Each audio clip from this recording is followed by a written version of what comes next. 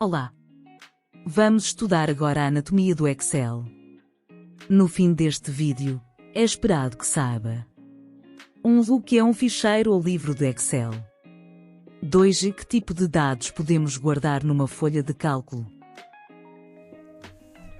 Vamos ver agora um pouco sobre a anatomia do Excel, e nomeadamente o que é que constitui o Excel a nível base. Ora, a nível base, o que nós temos no Excel são as células.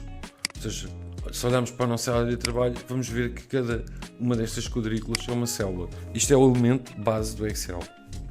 Estas células, como estão todas agrupadas em linhas e em colunas, nós o que temos é uma folha de cálculo.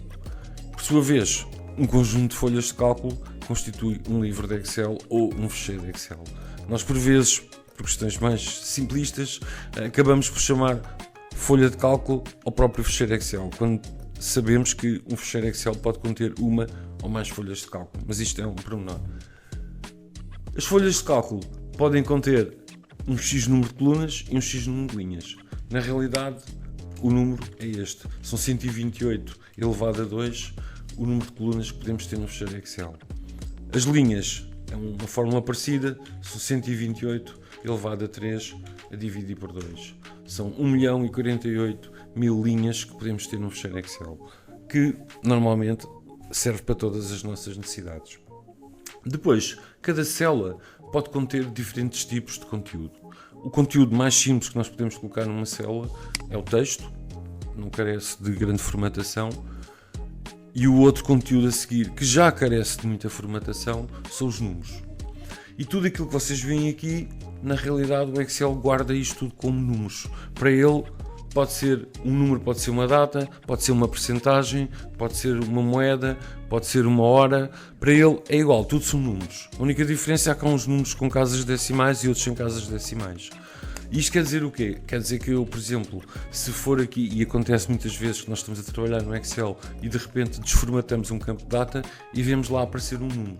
E que número é este? Eu vou pôr aqui, este número é o número de dias que passou desde o dia 1 de janeiro de 1900 até à data que lá estava naquele campo.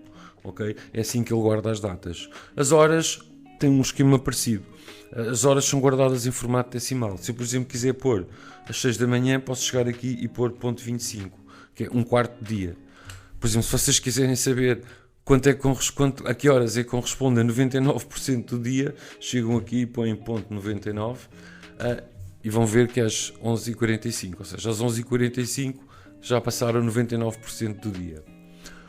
Os valores percentuais é um pouco a mesma coisa, são guardados como valores decimais e ele é que depois faz a formatação para pôr ali a percentagem. Ou seja, se nós quisermos entrar, por exemplo, 10%, eu chego aqui e ponho ponto 1 e ele vai-me pôr 10%. Os valores decimais é simples, é questão de pôr o separador decimal. E finalmente temos os valores monetários, em que podem ser euros, dólares, pode ser as moedas que quisermos, libras, etc. E basicamente, como é que introduzimos isto? Escrevemos o número, espaço e o símbolo da moeda.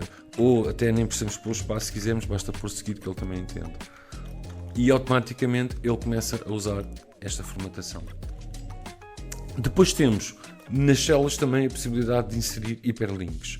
E os hiperlinks ele também entende automaticamente. Se eu chegar aqui e escrever www.dhl.pt, ele automaticamente vai-me criar um link de maneira que quando eu passo lá o cursor, se eu fizer o double click, ele vai-me ir para o site da DHL Portugal.